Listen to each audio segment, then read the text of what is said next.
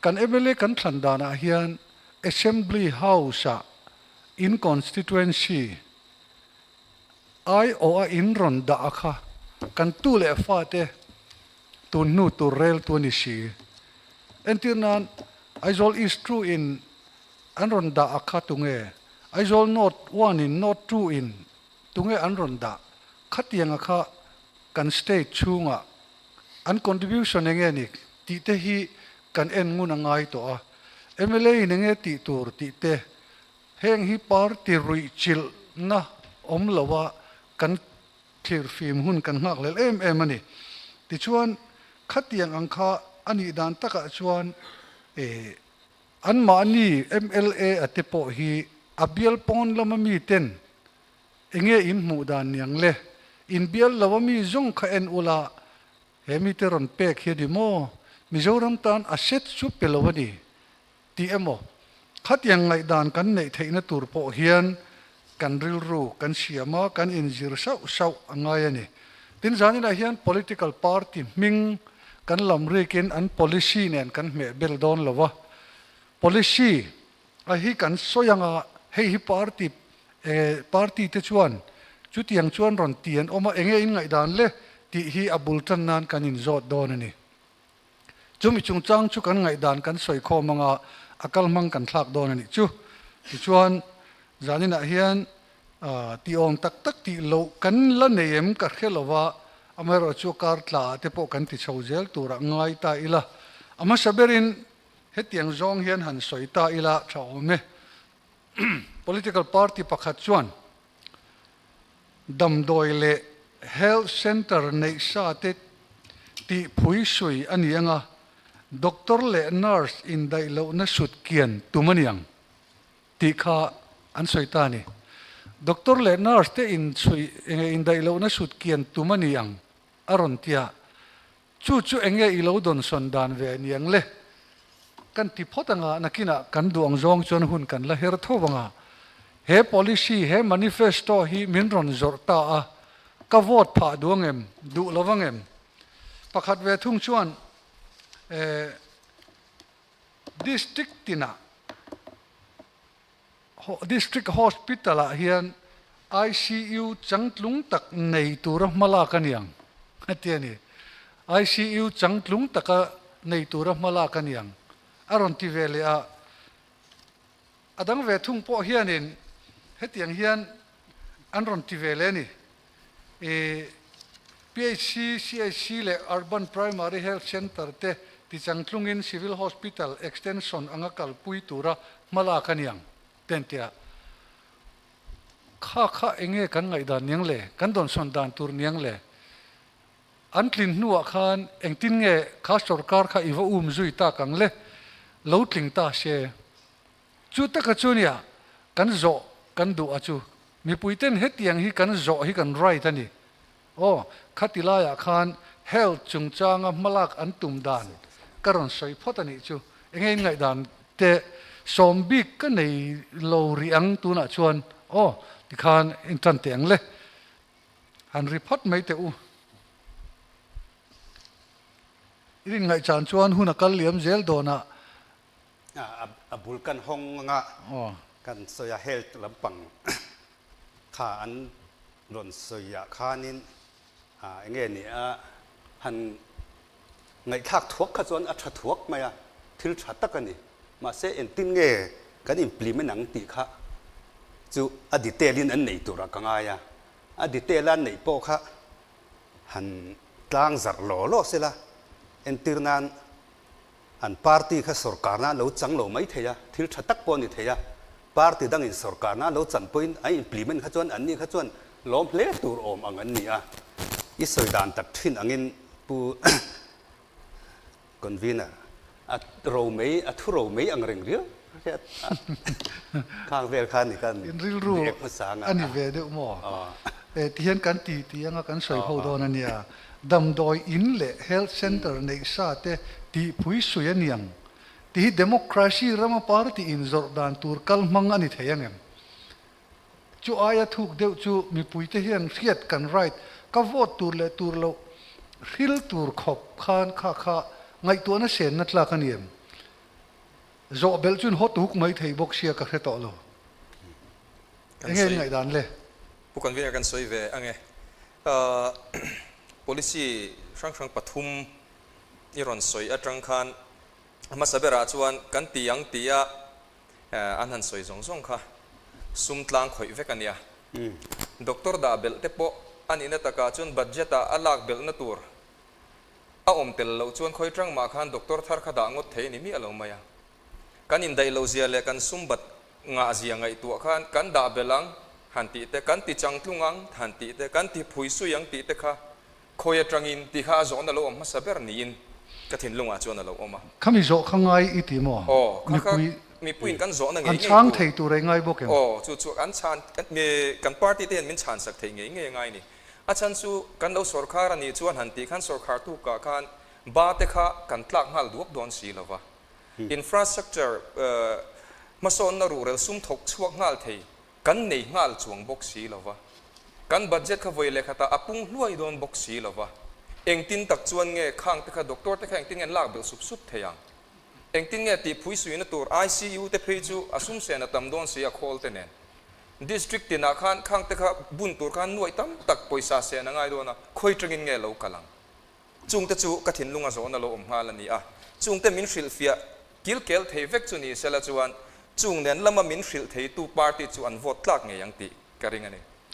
ไงเวดันเลยผู้เรียนนั่นใช้เวทเลย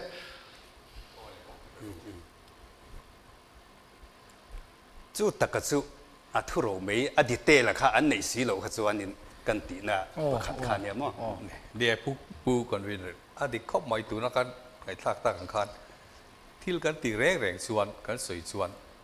กันเล่นนัตัวราคากันตีเจียนะป่วยบ่นี่เหตุการณ์นั้นสวยเรื่องก็ตาไอ้วันนี้ตุกินะไอ้วางไล่นี่front page อะพวกคันด็อกเตอร์ค่ะ district ส่งผ่านไล่มีใครเรียนได้แล้วไม่เรื่องงานไม่อะตัวนักสรการไล่ไปชื่อวันส่วนนี้เดี๋ยวที่สุดเรื่องที่อัน policy ที่นี่ที่นักการเงินทักต่างกันอีสวยที่นั่งบอกอีทุรุมาอย่างเดียวเหตุที่อันไงทักก็นิยมตักไอ้ไงในกันเตียงนี่เทตัวนิยมตักสีที่ชุดงุนสีหรอวะแล้วผมเวรีงดข้าไอ้จู่ก็ไงด้านนั้นหรอวะอันเล่นนัตัวจีนไอ้ไงอันตีโดนจู่เตียงจู่ ICU กันไงนี่ติค่ะ ICU เฉพาะจังคลุ้งตักกันเสียมัง Civil Hospital Extension นั่งกินกันเตียงตีเฉพาะเองตีนตักเงี้ยตีโดนตีเฉพาะคัดเลี้ยมจนหันไงนี่mortal หันสวยมูเสละอารินอมเดวินกันริงะรินฮาร์ซาก็ที่เขาไม่เกี่ยวกับเตียงลำปางไอ้จวนกันไงดานรัวไม่เทีย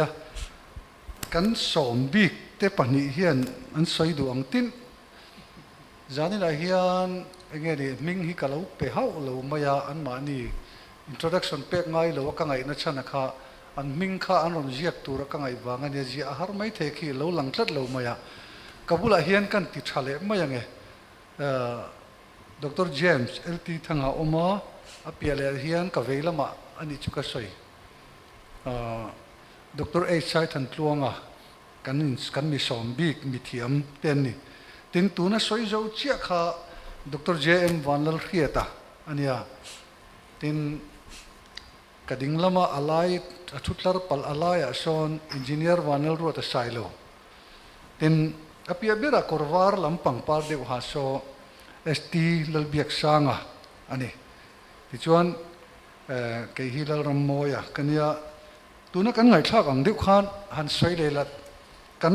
มีเทียมบิ๊กเทียนเองเตียงเชี่ยเฮียนเงี้ยมีปุยเทียนเราดงสงเสติจุกขากันนั่นง่ายสัตย์อินริลรูนี่เวเดียวขัดเตียงตักขะกันเบสใส่ตัวนั้นยังไงง่ายเวดันเลยหันสวยเตวไมโครโฟนข้าอินออนไซม์กันเหรอที่รู้ชัดอันนี้ถึงกลางเราปักกันง่ายปอยหมออาจจะก็ไม่อามาเราชู facilities อาเกนตูรักตั้มตะกะเก่งโดนนี่ด็อกเตอร์กันดะโดนชวนน่าอัฐเทนตัวว่า call ตั้มตะ facilities อันนี้ง่ายทีนะเต็นสุดอย่างพวกนี้ nurse ได้ชู nursing อันนี้อาเซียตะก็ออกมา doctor hun tam taka kanin da an na tam ber nia lang he chu aizola mo khoya mo ron refer kha kha ani de umaya ti changkong tu chuan abula tanga tan bok ngai ka ria ke chu tuna civil hospital kan na ya tin falcona referral hospital te tin medical college te kan nei to a heng te hi world class standard kan siam chau a chu tiang chawa tanga bul kan chan chu a chi ma en ka ria district ina ICU handa te po khathil thatak ne na langa amaro chu ICU maintain tur hian continuous chumlo chatlawa power supply ne te alo ngai don ta chanchu ventilator kan ti te khol sang ta kha electric han top chut ngai thailo tur vek kha an nia chu wang chuan heng hi ni kan soyang kan thil thatak ani thil thul tak po nia amaro chu zo khua thing tang lama tanga tran na chuan ati chi in tun din mona chong ke chuan ka shelova zo ya aizol le mun pui center atanga luang chuaka chutianga lavil chi ania tiang kan ram he chuti taka zawani lova zane ka til thua dakar tam lote mun pui mo kan la tan lu thei veka tiang chuan district headquarter te ro hi chu theiang anga thuam chu acha healthcare center omna piang le ka tiang zong zong improve vek kan tum chuan kan budget in azo lovanga kan facilities in azo lovanga tiang chuan in atlabal rem room si in engamo siam si building salak lo si thil supply to box si velina omanga maintain thei si lovin helai ta ke hi department kan lo tho lai puwa ka ngai poimo ve thin ania instrument supply ti te le thil supply ve chu nuam kan ti viawa amaro chu anua maintenance le a working to tak tak hi mitui kanet mula thin lo a supply a hian a to fo thina july tak chu ngai to chu ngai in ka ria kan tu tok pot nge ngai dan dang de leu kan lek kan soyanga kan political party te hi ngai thiam na chin pakhat kan nei chu thil adi tel lu tuka kim chang lu tuka han soi hianin thil hi adi tel a hian har san na om du khop maya in soi fia zok mang lo hi chu wang chuanin tuna kan ma mo bes hianin tuna mi puinol pui ma mo bes che hian a chan na hi an ron pe ya an ron in zuara ka ngai chu health chungchang a pon ni amaro chu hi kan thian ten an soya hi a ngong tu ro alian em ma anin tiam na tinan ICU ti te kina kalo kan soi bel lok kan please in kan share bel lok district ina RT-PCR call kan dam ti boka tin district hospital tina on call clinic hona nianga thingtlanga tanga biak po zung thei na tur buat sai aniang tin healthcare scheme a hian damlo ten bilan lak huna nga angai to lowang ten tita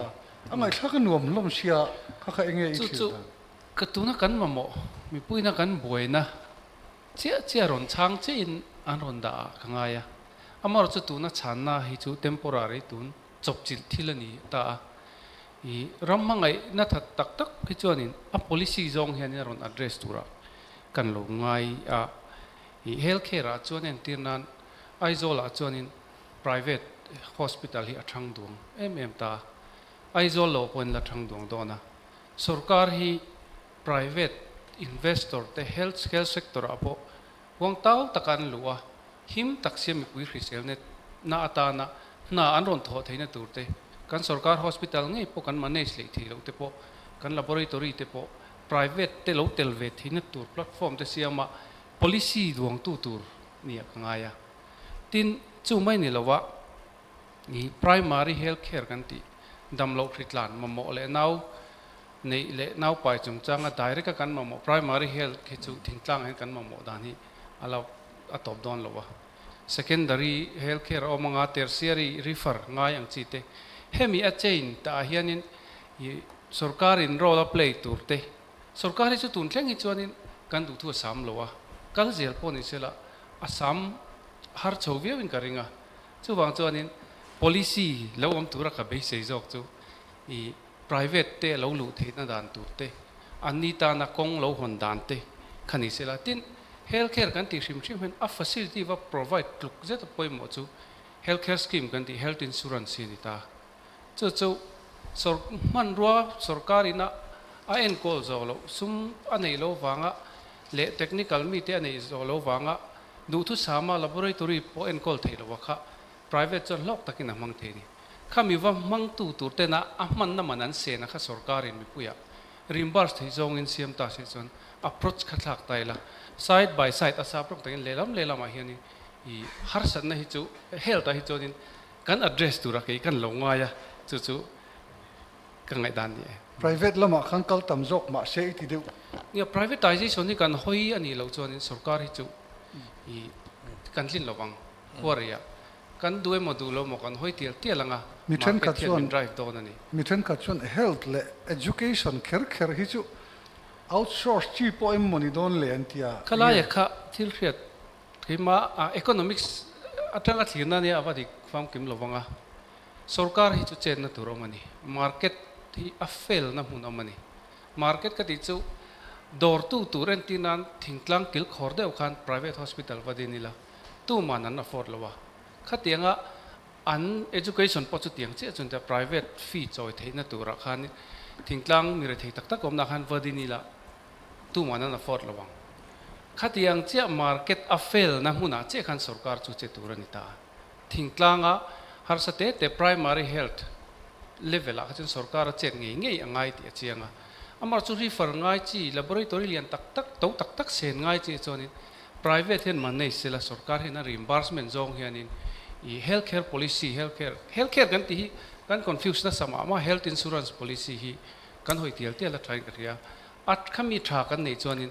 ซุ่มดองตูเต็นprivate hospital ตักข้าเอาช่างดวงอ่ะกันหอยทวินกันริงกันด้วยมาดูแล้วกันไงด้านนี้เนี่ยขลังปังข้าสุเนี่ยก็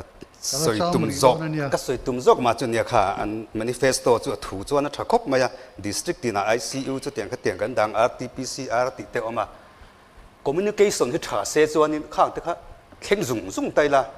ทำไมตัวเนี่ย communication ชัดแล้วนะคัน ICU แต่ก็จะกันบ่มาอันที่นั้น isolate จำพายอินการกงอาจวน highway เลียนตักินอันหลายเมกะจำพายเลย isolate อินการปอรีเราเตะกันเข่งสุ่งไม่โดนตาอันที่นั้นดาร์โรนตางดุงอ่ะที่จู่เราลาตาสกอร์ได้ติเตะเฮตาขดทางละมาร์ปาราติเตะข้างหูข้างอามาโมตู้จอก ICU ที่จู่นี่โดนเสียข้างแต่ข้าอันเตะเครังเก็บโอ้ก็เตะ district headquarter ตินะตีหรือก็ตะข้าฟูเบอร์โดนมีก็เตะนี่จู่road communication ในทจอกข้าอันละนี่แหละบอกเสียเฮ้ลำเจงเกอร์เฮาจอกข้ากับว่าก่อนซานั่นนี่PMGS ไว้กงกันหลายเจงเกอร์ตูร์เอ็นโลปนเซ็นเตอร์ปนหลายรูกงให้เตียงที่ all way the road ที่นั่นเทงดูนี่จะข้าถ่าเสียส่วนนี้ให้เตีย district ที่นั่นด่าพวกไม้เห็นเนี่ยไม่โจละจังกลุ่มก็ตุกอมซาเสียละกันเข่งสุ่งไทยดอนะวิตินเงี้ยนี่ดาร์การทุ่มดาร์การเลียส่วนมิโซรัมที่จุดเตะเต็นเนี่ยขลังปังที่ข้าไอ้ integrate ตั้งเอ็มติที่ข้าตั้งไอ้ตัวไม่ไปมาโมชันนะคะมาโมชันนะตกอันรอนพอร์ไม่ฮีอัดชัดเท่าไหร่อินกะเรียอติเดวินกะเรียติดเสียแล้ววะติดเสียตัวนั้นกันมาหมดฉันนะฮีอันรอนพอร์อันนี้ไม่อยากกังไงกับวิธีจอกจู่อัพ policy จอกกันนี่จู่อัพ policyตักฮีจู่ตัวนั้นฮีจวนนินอีรอนตาร์ลันหัวเฮียนินกับมุเลมโลเวกติเนี่ยเก็บตัวนั้นเนี่ยผู้คนวิล privatization แค่รอนสวยซะว่า privatization ข้ากี้ถ้าก็ที่เวี่ยวมาอยาก privatization ฮีจู่ education เลยเองนี่ hospital ละแต่ที่ส่วน health เนี่ยที่ส่วนนี้ว่าตีชีองเรามันก็เราตีเดียวว่าอาจารย์จู่เองนี่กันเตียงตัวน่ะเฮติขอบว่าสรการีได้ตีพอเฮียนอะไรที่ลำปังตานเฮียนหาสะเมื่อไหร่ privatization กันตีชีกันมีได้ที่เลจวลตานเฮียนบ่อยคลากวิวหลวงหมดที่ข้ากริลรัวโลลังอ่ะทีนอามารอนจู่การิลรัวโลลังจู่ privatization ที่จู่ทากันที่ครบไม่กี่จู่เกี่ยมามีมันไงด่านะเพราะอามาจู่วันตั้งนุนเองนี่กันเตียงคอยบ่อยโลจีอ่ะนี่ว่าหนุ่มโจกที่ไม่ยังก็ต้องดูขอจุดสวะนุ่นคอยบ่อยเราเชีย privatization ที่ฮิจุป่วยเหมือนกันเสียแต่ขี้นั้นtourismที่พอฮิ privatize ได้ละจอกมานะ tí thế khác lâu rìu mấy bài cái chuyện o privatization kan ti khan man outsource che lo wa private hospital khading molanga sarkari regulation fel takanenga private hospital fama mo tu tur atekha mira theite tekha health insurance chang tung thatak efficient tak ti la tu na po Mumbai ate kan referral om tero ram chang kang a chuanin private hospital ani amaro chu meeting khanan wa afford na chan chu insurance lampang kha achak tu administration kha tha chu hospital kha private in thatakin an maintain anga amo mo tu tur ador tu te kha insurance main kan empower khati zonga kan kal khanin amaro chule a theilo na chinom kati khan chi kan primary health market a fail na munong tingtlanga tuma hospital an invest lawang I ta chuanin khatiang hun kha sarkar che nge nge na tur kha chu omta khopui le te tertiary tida referral case china hi chuanin private ta na kong hon jaw hi a tha khatia tin thingtlanga po laboratory kan nei te po hi a thei ching china chuan private thataka an maintain thei tur hi ti thein ni chuan facilitate hi I an ta na kong hon hi ke tha khatia chu policy a hian lo om se ke chuan ka lo be si ani kati pu kan bi kan soi ve le thiam privatization chung chang kha nia ron soi fiata akan expert khan health insurance hi kan mamo khop maya tuna po hian department entity trend khat hi chuanin an employee an na thok zong zong te tan kum khata noi somli te noi somnga te moin insurance scheme man leya ti chuan an employee te an dam lo khan kum khata noi li amo noi nga thleng an bil ngal thei top mai ni tin chumi piala ma chuan chumi ai taman lo seng ani po chuan la ti bel dan la oma chu tu nai chun chu dinhmun ading te chu atam jok chu sarkar na thok te engemo company na chel lai nei te chau kan ni a amaro chumi pui mimirin chu atakin kan mang hlei thei lo ni kan rama hian chumi wang tak chuan tuna heta ka thian te doctor friata te pona ron soi privatization kan hup khur thin na chan la ya kha ani a chula ya chun kan soi zaw khret du chu film khurngai u lai om ni in ka ria kan ram shoi tur kan than tur te hian chu tiang policy chu nei sela kan be sei viau la hian tuna hian Mizoram ma chuan an ni chu ka tingam hau lawa amaro chu hun danga chuan hospital hi sum don na nan mang na sa em to ani chu thil na sa tak issue lian tak mai buaina lian tak mai ani a mihring manga sum don na tin dam doi te po ala ni le zel thowa kan mamo lo ti thei si lo ma se atel lo wa kan om thei te check ngai lo chu ni chia lo check lo om thei te khang thlinga in ti tir zela dam doi in bil tam tur zonga kal te po kha incident soi tur alo om nual to maya Mizoram ma po hian chu trends chu thil chu min lu chil ve tran em o ti thei tur tu na hian a om zeu ni te po in pu mo tur chu om tran der mai ni chu wang chuan privatization hi athat viau rualin in rok na sa deuh mai thil kal ve thei ania education kan soi zan po khan zo na ka zot to a commercialization of academic institution tu na hian kan rama mi ho salian pui then khat hi kan va thi ke mo anti dik lo ka ti na ni hau lovin kan rama hian zirna sarkari na min chop chua sak khan du thu sam miau lo wangin lok khopa sikul din thei in kan siamani chung zong a chu man jana kan soi good governance kan ti sarkar thaina ni tur angani lo wang le dan ro rel na hnuai dik taka thila kal lo wang khang zong po kha voina ala fail tluang zelani chu tho chu kan ma ba ka hian ala om thei don tho nin ka lo la hria chu wang tak mai chuan ka thin lunga oma chuan ke thil thaber ti hlotlin thei lo inzor ai chuan a thaber dot tu kan ti hlotlin thei to khi kan hlok pui zo kang chu sui photang ti chuan amal te in lungrem chho det angin min kal pui hi tum ro se mi pui po hian chu tiang lu tukin voile khata khep tia engkim mai hi sapram ang mai danglam tura hian be sei tur kan ni bikin ka hrelo chu ti la ya chuan kan support anga tin kan ram shoi tu te pon atak chin zel min kai hoi ro se he ta insang bo ro ka min saksaka min entira min thlir tira mu nom em ma se ataka chuan he ta chirdu kan latang sia จุดนี้เราจวนอินสร้างกันรัศเทโลนี่เป็นจิรดูปัจจังแต่ละกันส่วนจินตูร์ฮีอัตตักมินกัลปุยโรเซดีข้าเกี่ยกับเบสเซดานั่นเองเลยกันเราจะลงอ่ะอิสวยดานะข้าชวน district ที่น่ะ hospital อ่ะโม ICU จังลุงตักกันเสียมังที่ไอชวน ICU ข้า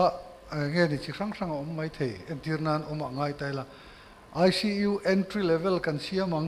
เตะติดตาโจกเสละเบสเซอมโจกอันเงี้ยอิตีน่ะเดี๋ยวเตปอนี่อินกัสเสียโอเลตุนักขันเฮลมากันง่ายสาเขาเวลมาสอนนักเจลเฮียนให้กันมินละลูปุยเท่าโดนนี่อินละงะอันติตา health insurance scheme ที่อมตานี่ central government health insurance scheme เตปอมาทินสุรการนักทุกท่านเพจนี้ railway เต็นเตียการนัตกาเต West Bengal Indiaram state เฮียน health care จุงจางบีเฮียนในสังกัดสิไปปนนั้นในสังกัด railway ปนนั้นในสังกัดส่วนขันจุงจงจุกัดให้โตขกเอ็นกวลเฮียนมิโซรามกันฮาร์สัตน่าอังฮีเจลันอมกัมมูเวลว่าเกนี่นักกันฮาร์สัตน่าจูอัสกิมกันในชะตามาปักขัดนะอันดำโลนักอาหวมเจ้าแต่ไม่นิตุนอาเฮียนกัน health care scheme อาเฮียนอาเจ้าลุตุกันนี่เราโมเลตีปอนออกมา attention critical illness อันเงี้ยนักขิรบิกเด็กเจ้าหิตีละอันนักขิรชุนี่เราวังจู critical ตีค่ะอักขิระง่ายแต่ละเวลานักเอ็นกอลง่ายอุลุกบิกเดี๋ยวหัวค่ะเฮงที่เจ้าหิติลานี่อันนี้ช่างเตียนนี่เอ็งพอนี่เสจุตาชวนฮาร์สัตน่าตาจู private hospital ปอกันจะวายินกันสกีมินะอักโวร์เทนันคันเฮติยังเฮียนกัลเทดอนตานี่สุรการิน notified rate อันนี้ตาcabin ปอจุติจัด double bed ปอจุติจัดตีลำปังค่ะnotified อันนี้ตากัน private hospital เท่านั้นผมเลยไทยตลอดวันนี้จู่ๆอันนี้ reasonable อมเจเนยตักินให้กันชูตากันเตียนี่อันเตียตุนอาเห็นดำโดยในว่าอมตาอิบิลตาอิบิลเราชวกตาอิเปตาพอตันนี่อิบิลเวลตา health care ขันจู่ๆอี hospital bill จงขจูอันเป็ดให้เราเจอันเรากัตนี่ฮิโมเลอิตินัชนะจูอันนี้ชวนอัน notified rate อัตรังอินอันเราชูตานี่อัน treatment อันเอ็นกอลนัชค่ะจุลายอินมุเรมเราว่าจู political will อันง่ายอันนอร์งัมเราตามี private hospital ค่ะอาทิตย์เฮดิกเราเมียงติเตริลรอมตาเอ็งเทียกัลปุยชิงเอทรังจุลายชวนตัวน่ะดร. เจมส์น่ะอาศัยเตปอกค่ะจูมิชูงชวนคุ้งตาอีหลังชวนอะไรเงี้ยกันนี่เฮต้า hospital โซต้าคิดอันเราดีนะกันกัลตากับ health care กับ health insurance scheme ค่ะตัวนั้นมีนิเคอร์นี่เราฮีนิตาเสละ next topic กับพอรังจุลายจูอัตลินโดนแต่เท่านี้อัตลินโดนเท่าขจวน notified rate government นี่นะ gazette อัชวะตัวฮีเองติงเอง private นั้นผมดูแล้วจัดเนียงที่ค่ะ private hospital ล้ำกันซ้อมเตลซีแล้วว่ากันรินทูเราจนสวยเทนี่แล้วว่าให้เฮียงเทียกัลปุยชิงเงี้ยอินไงดันเลยกันมันกันเสียเทียงเองโอ้กันสวยดูจู่ให้สุรการ notification level ไม่address จีนิกันไงแล้วว่า health care policy กันที่ institutionalized ตักเวหิงไงรำสังกังอาจจะชวนอินเตอร์นันอเมริกาที่พอบิลน์พาสะ act เต็นในตาข้านินservice provider ตั้มตักข้าพัวเวกมาตินinsurance package เช่นข้านับพัวเวก regulation ตินมีนผู้มาเบียการันสยังเงินเห็นตินัน asymmetric information ตินเนี่ยที่ยังตัวเต็มหมดเรียดกิมเราหน้าเรา information เราเรียบกินนะอันเรามันตั้งกายนะเรียดจะรังด็อกเตอร์เต็นนั้นจบเพียงขจูตัวรังไงอันนี้ไล่ขานินอันนี้ intention ในนั้นเราติดเหียขัดยังที่จงว่า regulate ตัวขานินเหตุยา department society โมดีนะขมีด่านว่าจะไม่ขจวนิน healthcare sector regulate นะตัวที่บิลังจงปนมุมัลตะกันกัลนี่จวนินตัวน่าอิสยังที่ขจูอันมานี่ regulate ตัวอินะ regulator อินะบาร์หน่วยอันเล็งเรานี่ขจวนันมานี่ข้าห้องไปทุกตัวนะขัดที่จง address ข้าอาฟิลกระดิ่งเกมอาจวนจู่ๆก กระช่างเอ็ม กันโอชาเกกันเสียดเทียมเหล่าเดียวไล่ประคัดจุเฮปไตติสซีค่ะไอ้กอลนั้นคันหน่วยงานหน่วยรุกเดียวถองไงไล่หุ่นเข้ามานี่มาเสละ hospital มีแต่คันให้มีคอมพานีลำปังคักอดัมโดยให้ติดลมดานะโอเมมจุดที่ขัดเตียนหันจงตาจุดส่วนตัวน่ะเฮียนเองจะเงี้ยนี่โอ้หน่วยลีหน่วยงานหน่วยรุกเวลเสียนง่ายค่ะอันตรงก็มาคักเขียดส่วนปลกลาวะสังหนีเงี้ยสิงหนีก็คือละวะจุดส่วนอัตตานี่จุดมีอันติดหลักน่ะส่วนa company tak akha direct in quotation and call khachuan auction quotation and call ta khami tangkhan rate atlador mai ni khatiang po nat na chikhata pon ti thei chuan insulin po an ti thei hirin oma insulin to po to takalo ni ta chutiang ang chi chunia tuna kan ngai thla ka kha health sector regulator khachu kan omanga ya act po omanga ya tuna hi chuan ni e pakhatalo sarkara policy ron duang atro dangan sarkar le a danga duang le a how sa pass ngai chuang lo act nilem lo hian kan lakal mai dewa chunga ta te po chu tal chu angai khopina langa nia notified rate ti po kha anmani sarkar doctor pakhatina ati chok property roponi big mi alawa abuan en khan uluk takin azai man zaya po zai chi sang tam lu to grade 1 2 3 4 5 6 kling khan operation po surgeon te perform tur po kha azia kani 6 klingin chutiang in treatment te po khan ziak ta khami zong kha amman tur om tok kha india rama an survey ve a tu te dan taka mo an research nge nian ka ve ta chi alawa khatila ya kha an chiar ve bokani tuna chuan kan dinhmun a chuan tuna health sector USA Obama healthcare mo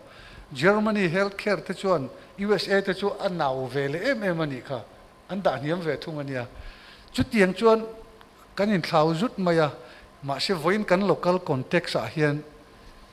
khatila ya kha enge kan mo nai vai ber chu notified rate pom tura sarkar in ti lui thei lo po in rem na enge mo chu neya kan sen so kan bil thei kha chu athalomi kan tiani chu enge kas soi chumbung lu tu kam ka helo ole khalai kha chu ti khan kan ril ru omang chu hiat tlang pui to in ka hria a regulate atu enge moni society mo body thatak kan omanga ye both side ani karinga ka velama mi na soi kha doctor lama tangine mo sarkar tangine mo private hospital tangine mo a society mo investor mo khatiang ang 3 corner 4 corner a decide ngai chi ani angai ti deu ni in ka hria a kha po kha om thei sela chung zong chu mi pui na zaran zo tur ani tlatani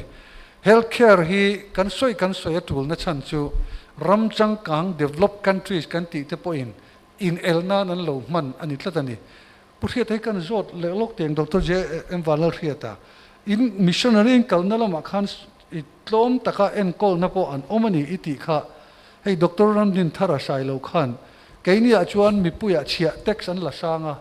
kan dam lo te reng hi an ina thleng kan da le vekani atia khatiang lampang zong kha mi puite tan enge ni juk ton hriat ni nem ne i ke kan ram thenom mai an di chu ram mung khat ani ve thawa bhutan ki kan jin fo maya tu ma khan an ama kang reng khop maya a population ki noise sari le tivel ania an na tam vak lo amaro chu healthcare system hi thakop maya sa ka za kwasom sari le pani atang kha ne mani ta khani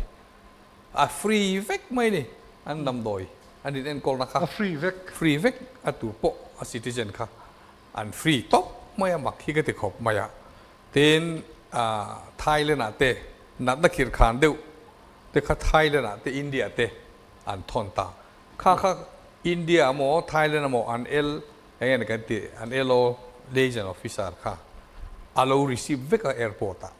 an hospital tu te po kha alo ti fel sak veka ti chon an mani house tang khan admission an vati pui le veka an ron chu khan adalia ถอนาถอตีเลยจุดตาโพชวน attendance รวยตุประคัดค่ะฟรีเท่านี้ดำเราเลย attendance ค่ะที่ขณะนั้นที่ฟรีเวกมานี่นิมินเปียไม่พอกันกับฮันโฟนักันนาวประคัดเองไงละอันเซลขลำค่ะฮัลลาฟรีเซลเลมก็ที่ฮัลลาฟรีเซลอามารถจูฮาร์สัตนัดเลบินันตอกจันเด็กเล็กทิลมันเตลเอาโตโจตเซล่ะนั่นนักขีดตักด็อกเตอร์เตปอันไหนเลมแต่เด็กเล็ก specialize ข้าอันไหนวักเราข้ามินติบวยเด็กเล็กตัวน่ะเราฟรีเราแต่ทุติละกันบวยนะตัวนี้อันที่นี่เราฟรีเลยแต่เราทุติละกันรำบวยนุ่ยไม่โดนนะฟรีอมชังสังขารก็สมสรีเลยปะเนี่ยตั้งฟรีซาร์ไว้นี่ทั้งอันฟรีนะครับอันกัลนั่นเตปข้าฟรีเวกดำโดยมันเตปฟรีเวกเต้นไว้ขัดจูกันข้ามักกะติเขาไม่ปะขัดจูกี่พวกกบุ๋มหินอาชาวักเฉลวะก็ไว้เน้นตีระด็อกเตอร์อินฟรีเวกินเมนเราเองนะที่ขานดำโดยพวกข้าบินคนนี่สเตทมีใครอินิซีละนี่สิละวะว่าสินไม่ว่าสินไม่กันนี่เสียอ๋อมันฟรีตัดไม่นี่เต้นมีงูปะขัดกันเถียนป่าเต้นกันสินเดียวไว้ขัดจูกันกัลนารมากันกัลน้ำหุ่นกันหุ่นซาเดียวกันกัลออกซิเจนค่ะเราเคลมแต่เดี๋ยวมาเขาจูอัดเจ้าเดือรูปมวยที่ชวนเขาเรียนฟักโลกันเข่งรามาตาชวนคลินิกอันเราเนี่ยอันนี้ชักคบมวยอันดิสตริกที่น่ะด็อกเตอร์โอเคฮอสพิทอลชัดตักกันนี่เฟกเตะเดี๋ยวเล็กถิ่นมาน่าจูเอาคบวยแต่ชวนเป็นช่วยลูตาอันเอ็นโคลตะวันฟัดที่ชวนออกซิเจนเต็นไปแอมบูเลนส์คันกันกัลไม่กันเขาเละไม่โตกันเตี้ยชัดตัววางคันกันหัวค่ะแอมบูเลนส์นี่มันจุยนี่เขาตกไปอินี่เละตากทุติตีนี่ก็คันทีมผู้กันเข็นโดนแข่งขันเป็นจุยหัวโตไม่รู้กันหัวตีแต่ก็ไม่ขัดดึกเขากันตีกันหัวนัวฮอสพิทอลอัปเลียนพวกกันเอกสารอเมริกันเนี่ยทำมุซร์ไปดำตัวอินาคันดาร์การงาเวลจานขัดจุเรียกเอ็มละฟังที่ขันดำโดยเต้นเปียนเอ็นโคลาอันชัวไม่บิลเปกกับวัตถุบ้าอย่างไงก็เตี้ยฟรีเวก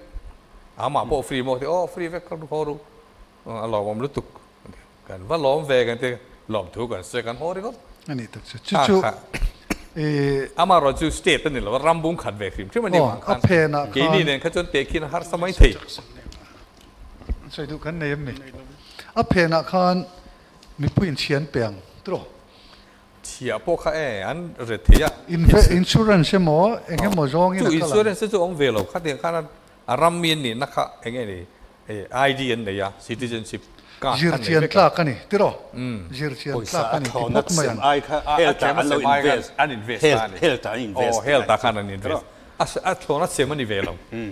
จู่ปะขันตาเดียเฮลเคร์อันเป็นตับไม่เอาที่ข้านั้นเป็นตับไม่เลยจู่ฉากก็เตียกี่ชัดเดียวจุดเอาเลยที่ข้านกันมีกันไงตัวนะกัน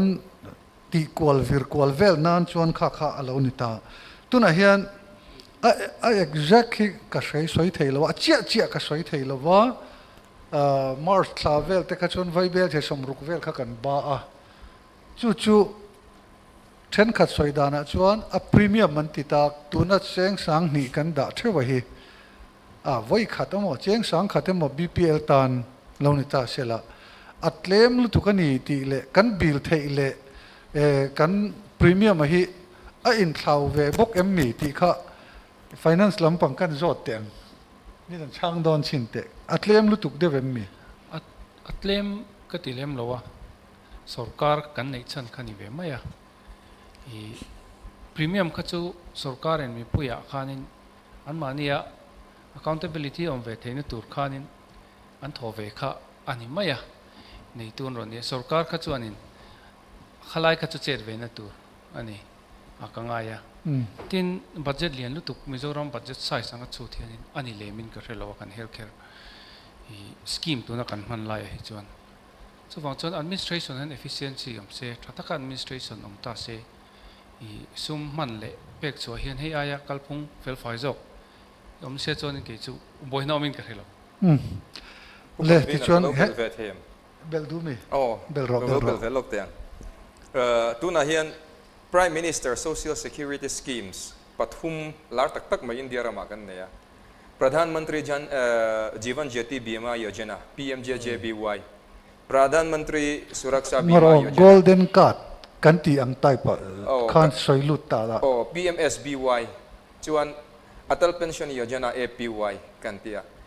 Suraksa Yojana chu accidental insurance accident tok paltena insurance an nei theina tin Jivan Jyoti Bima Yojana kan ti chu mithi na engwang pun thi sela mina nuai ni amu theina tur insurance khania Atal Pension Yojana kha thlatin poisa tlem te da a kumsom ruklin nuwa tu te poina pension an lak le theina alo nia ta chuan kan te khin du ni mi engwang po in trong tu chelawa chil hak wang chu pon thi sela kha premium kha sarkari na pek turati tu na hina ja chiak a soi thei lovama sela cheng zanga zaru borvel chawani zali som rukvel ne chu tiang vel chu ani a kha engwang pon thi sela cheng nuai ni kha an muri ngot shrim mai ne tin accidental insurance kha mi en cheng som ni pa ni ani mai the tu na kum khat chunga tan zelan ni china ma sa jok po kha apek khan ram tui lei lo thlengin lo accident in lo che sual sela cheng nuai ni thlenga tam kha nuai ni nge chu ni lo a accident na dana zirin nuai ni thlenga claim the ni chu central sarkar hian tu na hian scheme hi akal puita a ti chuan india ra ma mi tam tak kan oma chu mi zinga chuan mi tam takin che atir chuan cheng som pani ni accidental insurance te kha chuan life insurance kan ti te kha cheng zani za thum bor ani a chu po chu mi amak ta duai te li na kan han ti sap kha chuan atling khom kha khi ta ani ti chuan chu mu mal takin administration lama finance expert ten an invest ta ni an lo tipung ta ni a capital tur asum lu tur kha mi puin kan tho khom ve lek fangani ti chuan chun lo tipung ta maso na rural thatak tak din nan te pon manga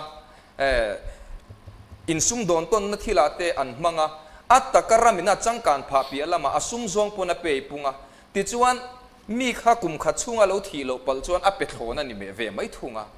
ma se alom turani ro a thi lo kha chuan a thi lo kha chuan mi khan thi anwai ni claim mai chuan thi lo kan lo mong jok de kan dam lo don lo khat ro ma se kan lo thi pal chuan kan thi san kan chung ten nuai ni kan lo ve le boxia ti chuan sarkar nen khan win situation kan tiang mai a thave ve kha lo kal ta ni chu tiang chia chuan sarkar ma in central sarkar in mi zong a cheng zali somruk bor ve la nuai ni thi po min pek thei chuan cheng sang khat premium kan pek ngai kha atam lo ve ka te ni ka ngai da na chuan a en kol tu hi tha sela asum tling kho ma pe pung tu le ma so na rural din na tur mang thiam hi nei la atam hau a claim hau lawani kumbi thia au me mai ti tai la ai nga chuan chu mi insurance vela chuan khati nga chuan insurance a chuan kumbi thia chuan neu chu om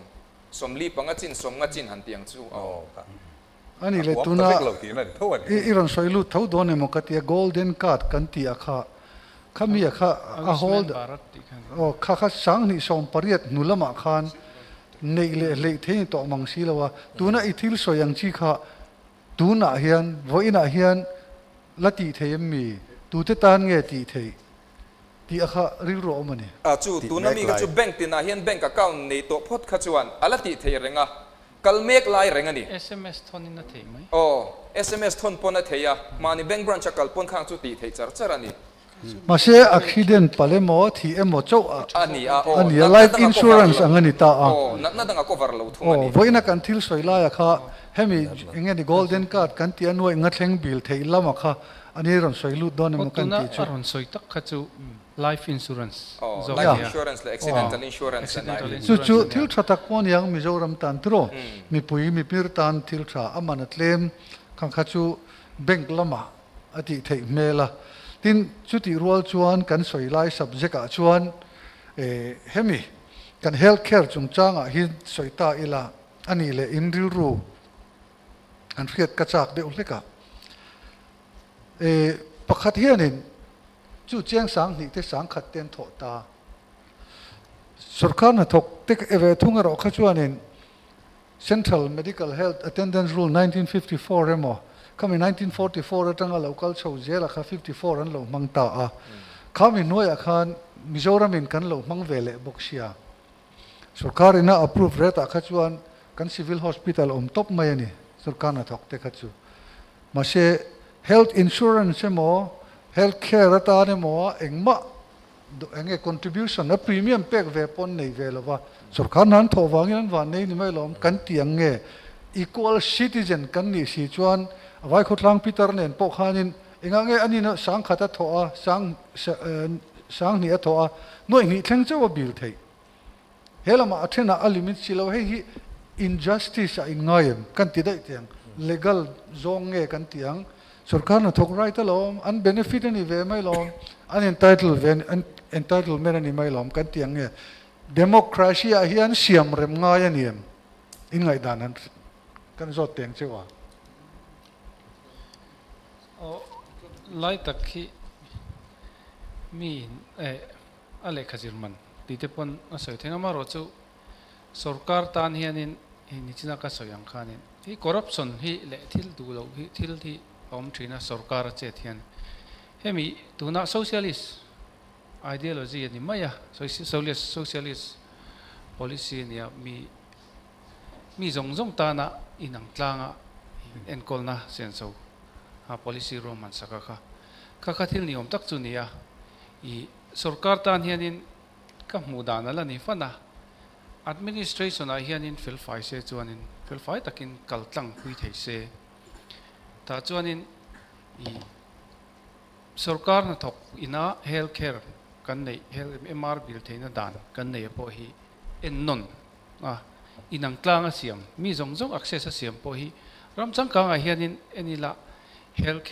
health policy om sa veka healthcare bill om sa veka kami nuai khan an luang lut mai private sector thok le private sarkar thok po kha chu he america te po kan ngai thathina an debate te tinan bill an pass mai thelo thu te khatianga mar chu structural reform lian pui chu I nei ngai dona sarkar local tu khanin I will poison taka thilati khachu angayanga ingai dana khachu I thil thatak chu ni a socialist country a chuan thalat la khop maya maro chu tunai kan hoidana hi chuanin khatilam jok vek kha ni theilowa maro kalati fana insurance health insurance chu efficient taka function ani ngai chuanin a bill velo te hian an chom thui tuk tlatani a thei chu a bill velo te hianin an lo me ma an chom thui ani maro chu administration le khami a check a vigilance a khanin doctor te le service provider te in ka sang a khan ngedam lo te ne khalai khan u chuak ke mo eng thil fel lo om hianin I eng lo trina min sum dona nan ninga mo lo male health insurance ka chu ba chuanin I du thu samram theng se chuan 2 point kan access te vekam ole utopia kan soi lova nge mum khalaya vatlen thei lo ram kha kan soi lova ati thei dan ko nga oma minan ti thei ti kha kan ram mi pui te ne na hian kan ril ruwa se kan duet ti kha soi tai la om zia chuan tuna kan kal angot a hi chuan health insurance zong in kalta ila chuta chuan kan zawai in contribution nei la ami hringa zirzel khan omta sela sarkar na thoke thok love ani dan taka chuan kan bil thei hi chu anat na zir khan inang tlang mai sela chu ti rual chuan nge ni ethical committee board thatak po an omangai nge dona medical ethic khalam panga kha achan chu entirnan phairama khan voi khat chu kalua min dela ka juk kala min refer thla a ka ring ru pakhat atliak dewa anung lama hian MRI kha antia tilengai antia kar khat nu dewa tilengai antia test ngai hi lo tam du khop maya achan chu ka sen so kha sarkar ina pevek don ti riate po hi an angin ka ria chulai takachu ethic lampanga tangin medical board ethic board kha an omangai ve in karinga ti kha ka soi thiam dan ni sela chutiang te chuan ruaman na kan nei fel chungai hle tuna in soi life insurance po kan ramena mamo a chuti rol chuan health insurance hi kan ora kan political party te po in hetilaya district tina nge RT-PCR khol va da vektum te atha ange khata khan standard level engza ngai laboratory te facilities te chu tiangin ICU po chu ai chuan nikum in thlan masak khan keini kan sarkar chuan air ambulance kan siamang antita Mizoram chu GMM air ambulance kan timayang antita champaya thlok chowanga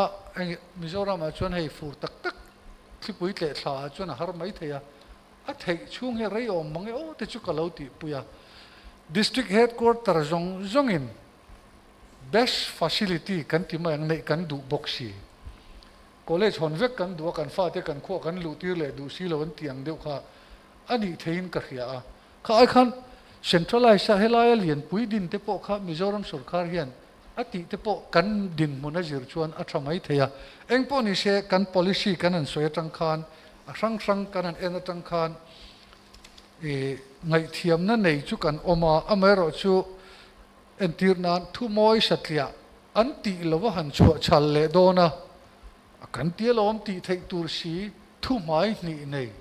mai thum nei akha kan ziak langsar thiam ma deuh lo mo le chu kan ti deuh ani chu ole ti chuan tuna hian thok kan la lokang thok te han la ila chumi zo chuan infrastructure kan lut don nia kan rem tlang em heng te hi beng sikin han ngai to sham te o politics hi mission angalu chil tu chuan ama le achung te mi puinol puitan malsom na angkhat dun na kong anu chia thin ramro rel tu te demna ineim demsu nangma ngein ivot mga isia man ni hi chik ta ramro rel tu te thli thlai pe lo chuan rural to in thla da rual thukhom akui chiak do zelang opposition party thatak ni lo te hian ramro rel tu thatak ni antlin ngai lawang ramro rel nan hathok tur hian ama phak tok anga kutza la tlate akal puidan enla amizia isha chiang the nge yang adulo bokang zakaya khan a lebruk le chuan a le lin karul le ang ti asoi ma khan kha thu soi chwa tir tu pathian ram chu ama khan a thlen masak wangani candidate tan in thlan sen sawatam in ti mo mi puite hi alom diklo iti mo khoya nge candidate sum akal tamber thin ngoi chu tlat hi phatsan na lan tir na kong ani hun om thin in thlandon hian irithei thutem ni imimal momo apek chikhan anna azo ngala ama tan chau nung turin thune ne ipelet le theiani chu party ming ruichil na le mishing a chil na hian thil tha le dik ngai thla a mutheilo turin mitle beng ati chetheya ahong churamina tuar le thin ramro rel na insang bera nangma ai o athutur I thlan na hian itu le fatima khwa turlung aphum dona I thlan na ril ru le I thutluk na siam khan omzia nei dona ni ti ngai to na nen vote thakla kan vadu em kan thlan kan lai mei chawang ti hi kan hlawani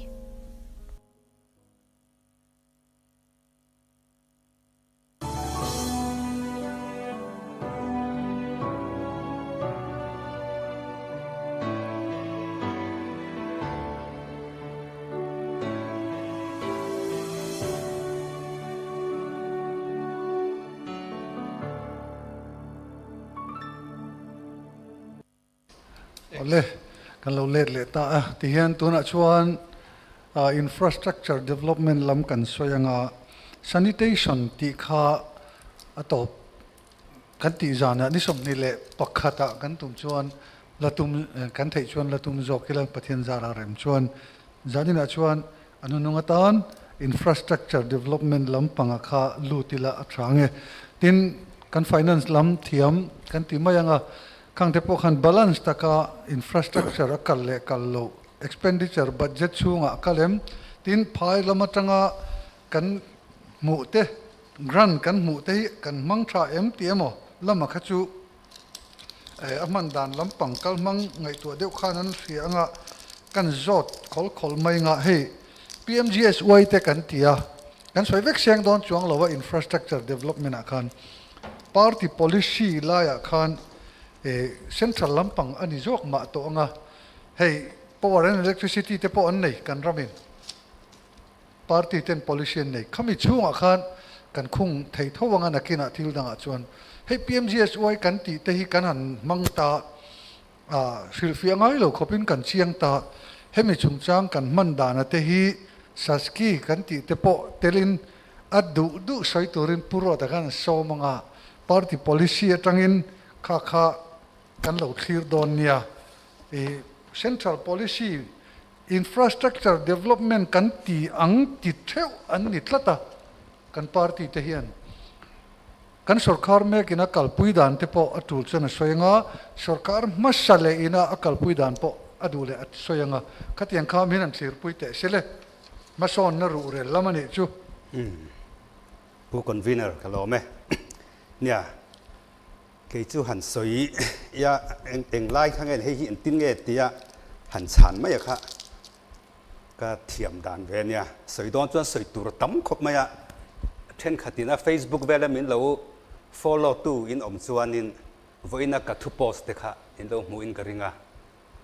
voina ka thu post kha system nge poimo roi tu ti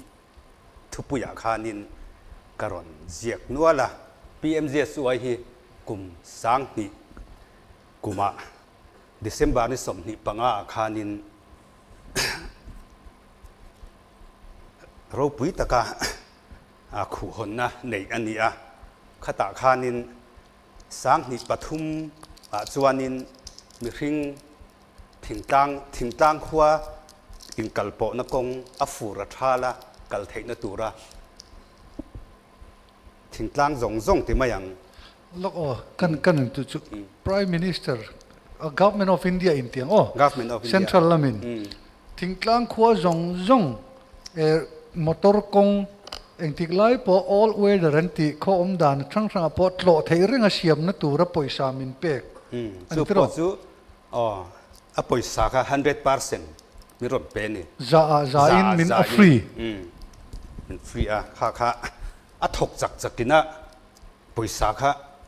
lak chak le mai an ron pe chak maya en tu nan kan state chu DPR siam a jang kan chakang reng viawa kan siam zo maya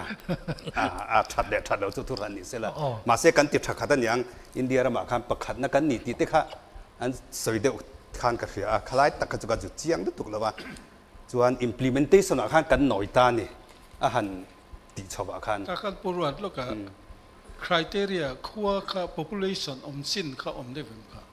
kum sang ni atanga sang ni le pathum in kara ka chuan thing etinan hill states big north east big a chuan mi hring zanga na chin kha all way the road in apo tur ti ania kha khwa khan mi zanga nom chuan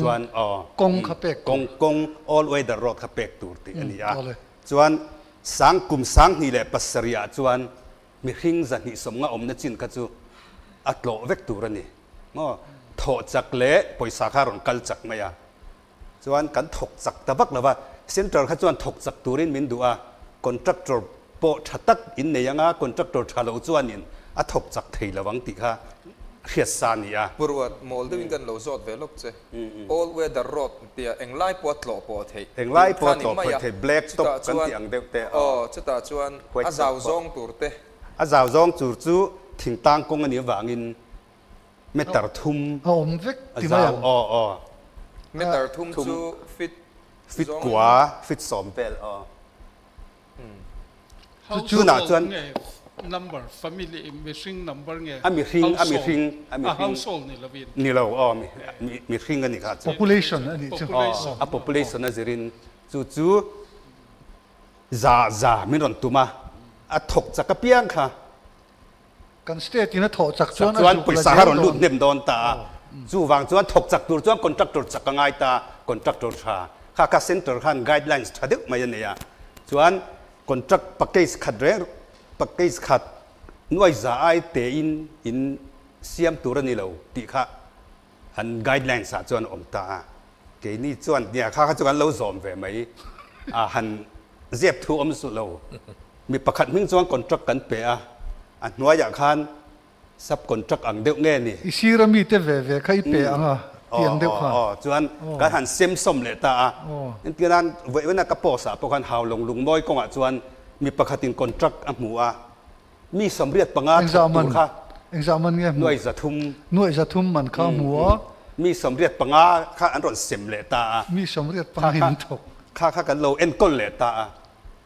ขัดอย่างเวลที่ข้าอโลเนียบาตัวชุกันว่ามาโมเนี่ยจวนเทนขัดจวนรอนเป้ที่ข้าอันละรันเละสองไอ้โมเนี่ยขัดอย่างเวลข้าเนี่ยมาเสร็จวันนี้เท่งกันละเชลลุดกันละเชลุตุกโลเตจูอย่างเงี้ยนี่คงไงน่ะจุงปอคงไงเละสองนักกันดงอติโลเทโลนี่ตีข้าก็เห็นแล้วว่าจูเตจูนี่นังมากันปะเทียนทัวจวนนินรอมบุ้งหิจ้างสมนิปเลียคันนังมาเนี่ยวางินปะเทียนมิงจูเซนเตลเดจิงสวยเชียดอันนี้ตีเจียกอังคารตีอันนี้ตาจูกันเชเวลริงเหลามีแต่กันตีเฮียนปะเทียนอันขัดอย่างเนี่ยนะครับปะเทียนมิงกันสวยเชียดนี่แต่เฮียนินอาเรียตามีรถเป็ดตู้เตปออันนี้จูเท่าบ่าเกนินมีซอนนารีแต่กันละทนเลยแต่บอกเสียข้าอับวยข้าขบไม่ใช่ลายไอ้ที่อันทรีปุระเตจูขี้ตาอังกัลตัวก็หันตีจันติระเตจวนินเกนิไอกงฐานไหนแล้วว่าปะเทียนลุงริงโลโหจบครับที่ข้านินมินใจขี้ตาที่อมเสียข้าเลเวลเองซะต่างเงี้ยเส้นตัว เลเวลตัวนั้น PMJS ไว้3กันเตี้ย1 2 3เอามาอ้วนก็จวนถึงกลางกงเมตรทุ่มเจ้าตัวนั้นเพื่อจะเมตรทุ่มเลย 0.75 อันนี้ตัวlevel 2 จวน district in Kalpona เงี้ยนี่กันติดโดน intermediate lane อติเลทิตา level 3แต่จวนนินเคยละเงี้ยนี่สินะกัน manifesto กันสวยอย่าง district headquarter อังเตกัจูขัดยังไปหมอบิก higher secondary school อมนะอันไหนเทียงเบอร์ขามีขวดตั้งอันไหนเทียงเบอร์อังกัลละตัวอังค่ะขัดยังขกงเจ้าโจกินจู่ๆแกนี่ฮีเลเวลเองอังกันละอมิเฟียดดานินlevel 2แต่จู่ตัวนั้นจงกัน implement เวทว่ากันละโจเลยว่า level 1พวกเขาโจโลข้าละอมตันโจไม่กันกันโจมาพวกเขา local เขาจู่ถิ่นตาจู่ตาจวนจู่มีการสวยชวนนับประคัดจู่ตัวนั้นเห็นข้าเขาจู่ 100% center funding อันนี้ตัวนั้นเห็นสัสกี้อย่างโดนติเลตาสัสกี้จู่โลนั่นนี่จวนนิน investment โม่ขามีกันโลตีน่าตรงนี้กงเสียมนานเตปอมันเท building เสียมนานเตปอจู่ปอจู่สัสกี้ข้าเองอัลลัมปุ่มข้า State Assistant for โอ้ข้าฟิลมินฟิลเตล็อก capital investment อันนี้ตัว investor การ investor ตานันนี่เราไม่ตีกันรอนการ investor เนี่ยassistant to states for capital investment อันนี้ตาข้างนี่แกนินจุนอินเสียมนานเตจลบุกเสียมนานเตกันเรามันขจรเงี้ยหมอข้าจะจังคันเงี้ยลากหลุดตัวรับปังคำเลยว่าโลนนี่เสียรุนแรงง่ายโดนเสียโลนกันเปียกจนปุ่งไม่หมอเลวหมออะไรกันรุนแรงหุ่นตัวชุ่งก็เรย์เลี้ยปนี่เสียละโลนนี่รุนตัวนี่ค่ะจังก็แต่กำลังตัวกันนี่จู่บางจวนนินสเตทแต่จู่ PMJ สวยรอนเป็ดตัว 100% นะรอนเป็ดมินรอนมอนิเตอร์บกมาเสละสัสกี้จวนนินอันเราพิจลิงเวเดียวตองอันมานี่อินไปสายเตียนโลนี่อินเปเวเตียงให้อันดูอันนี้หันินไปปุ่งเตะเสมินตีข้านี่มาเส PMJ สวยไอข้างกันมังเชจอกโดนมีโอตีก็หมู่ด่านประคัดจุนี่โอเคจู่ตัวนักขันกันนั่นสวยชัวนัชนะจู่อินคัลโปนะกงเสียมชัดเตอันดูกงปุยชาในเตอันดูถูก communication ชาอันดูถูกเตกันมัวกันเชียร์ political party เตเฮียนชุดอย่างชวนสวยตัวน่ะกันทุนต้องเมกะพอเฮียนชุดอย่างชัวออกมานี่มาเสละกันคัลปุยดานะชวน PMGS อวยค่ะ gift อัตโนนะเป็กตักอันนี้จู่เราเสียมอุลาอเมริกาอันนุเลเจลกงเอ็นโคเลโรจูสเตทสุรคารินอติตองตัวนั้นvuiขัดเหตุยาเลเวล1 2 3กันเป็กบักเจ้าหิจูเฮมินน้อยให้ฉันปล่อยชากันเปลวังเจ้านังมานี่นะ maintenance ไอเอ็นโคลจุยอินตุ้มตองอันติเสียจูมีเอ็นโคลตัวปอจูกันดูขบงั้นเอ็นโคลนั่นสัตย์ง่ายเลยไม่เท PMGS วัยกันเสียมาฮีจุดยังชวนอัตลักษณ์เน้นวิดีโอเน้นPowerPoint project นี่ presentation กันที่ยังเดียวหันที่เพจนี้ละริวรูนัดตั้มตักอินหมู่กริงะตัวนับปรัวที่สวยค่ะอันนี้แค่นี้ชวนหน่วยจัตุมมีประคัดมิงอันที่นั้น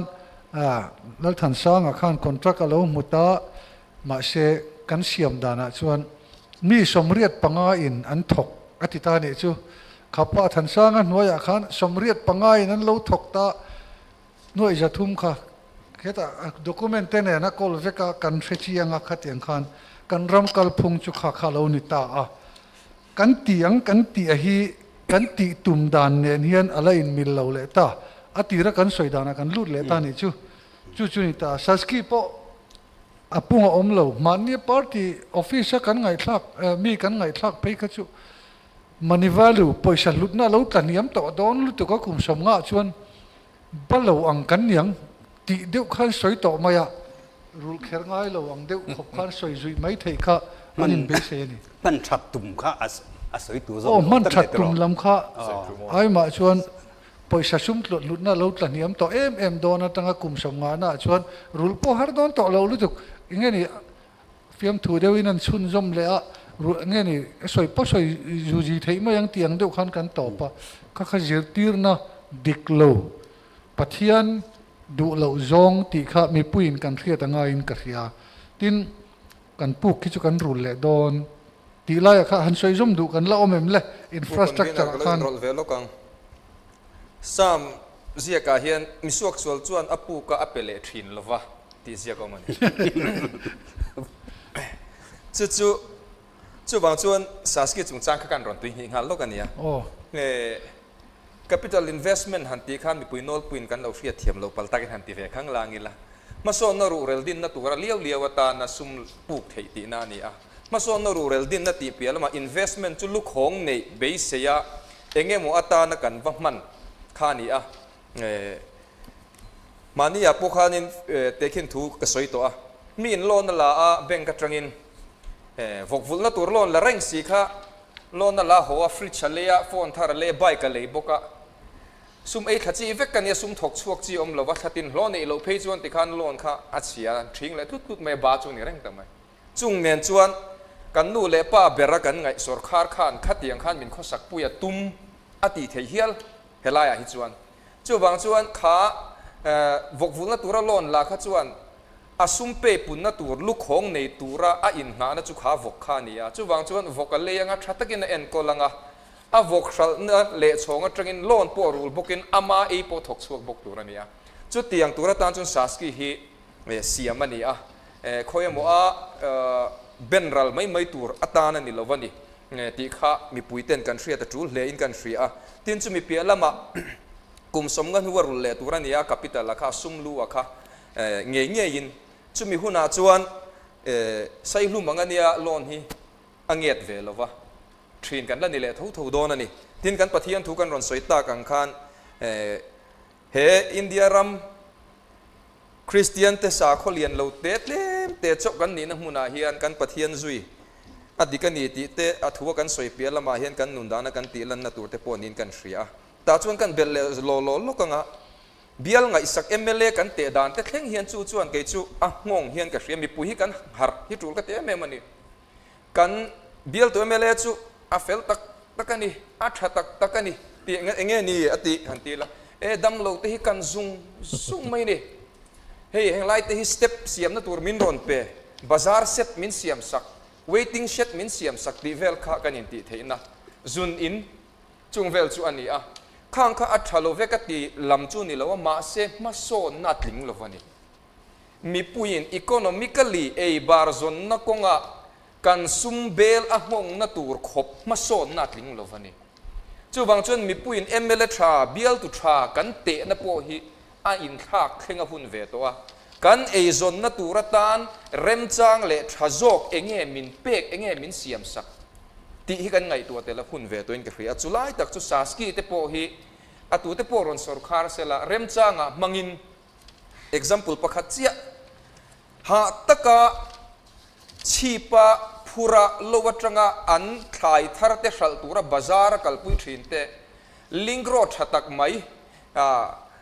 kong pui tha em fura chuan pick up pokal thanga ngam manglo ti ang ni lo an kal vek theina te ka han siam saksela chuan e barzon na sama siam saka mi pui hne na sum tam tak voi khatan ipte da ai chuan kum tam takatan in tun na tura siam sakani chu center in miron akhia miron siam sakan tumani PMJ suai khan ma se state sarkar khan kan lo tinoita kan lo mi pui te kha kan lo deliver thalo ta chu tu na hian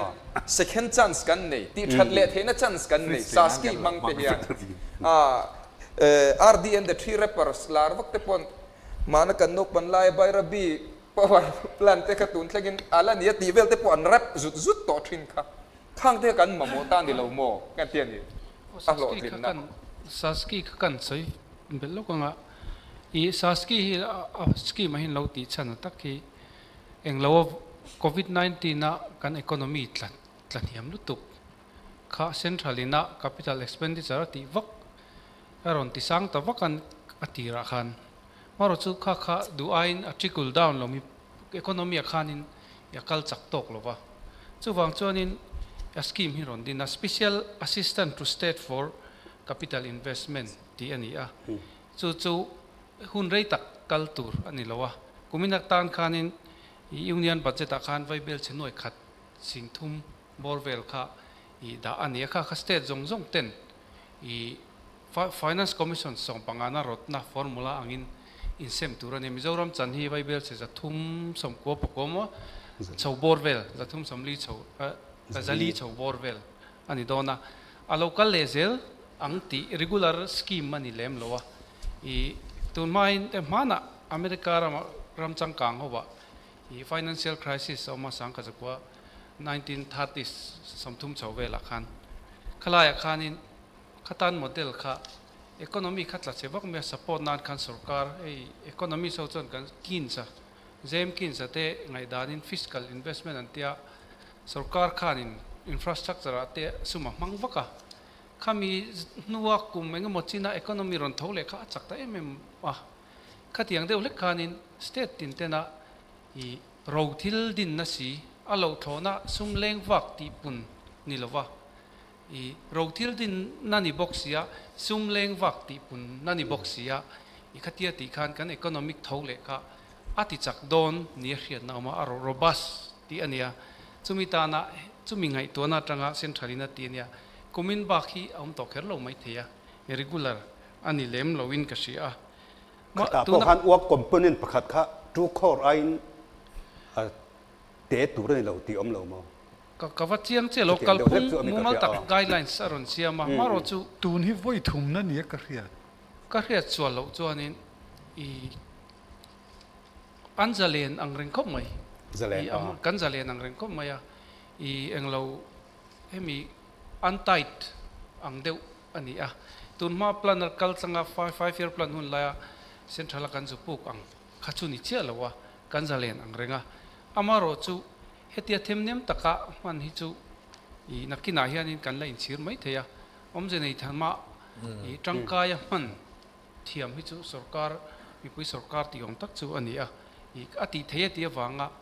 in tuam damna na manang chi te ai chon hoilama tlema chiang te ka hoina tu ani zo kan rama kan economy thole na tu rata na support ani a support na khana thlona min pelovin I puk boxi in investment ni thosi in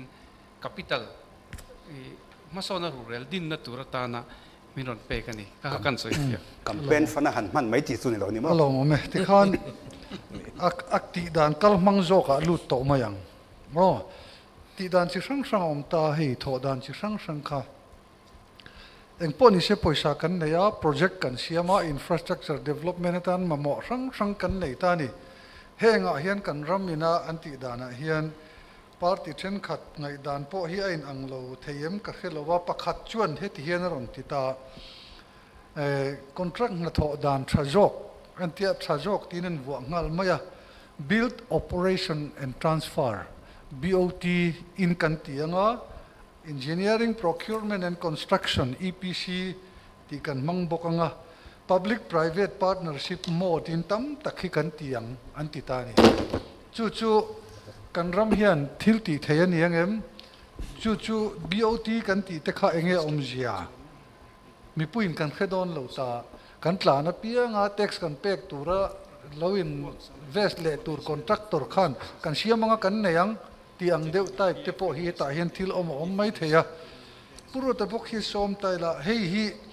restricted tender kan ti tenen te po hian a soi zom thei to in karinga yan beichin te sia kha chu BOT kan ti kha chuan build own and transfer ti ni a kan rama hi chuan kha chu kan implement thein arin om lova a chan chu lo na chan a chan chu motor kha atamangai ni tax kong kha asiam tu company khan siama kum enga moti chung kha motor ron tlan aron mang tangkai te hen tangkhan tax lo la nga chuan hlok na Delhi le agra in ka in karanga te hlok na te alo om to nu akhanin sarkar a transfer ton ta ne enga mokuma kha entinan world bank kong te kan siam ta aizol lung leite kha toll road an tiang deuh kha BOT ang lo ni ta sela aizol le lung lei kal tur te kha ni paisa pezel taila kha mi pui kha phur rit don ni mi pui nan khelo thiam lo palanga BOT chu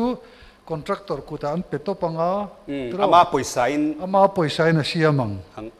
chuan kong kha siam zo nuwa kong mang tu te hen atangin kong man alo lang aman mana khan sarkarin thu nei lengem aman mana khanin kha chu don mi dana omanga khalai ta ka chu ka gate an siama nga toll gate omanga ma she a rate to fix omang limit omang tro ang motor inland le dana zirte no chuan chu tiang chuan kan tiang lo ti kha chu nian china kan soyang tho khan amoi chu moi khop maya a practical khan ya ti theyang em mi pui khan kan zowangem tlema hausa deuh chuan lo zo mai thei mo le an mani soi ngai thlak zui chak om zo kan mo khalom zo na kan zo hian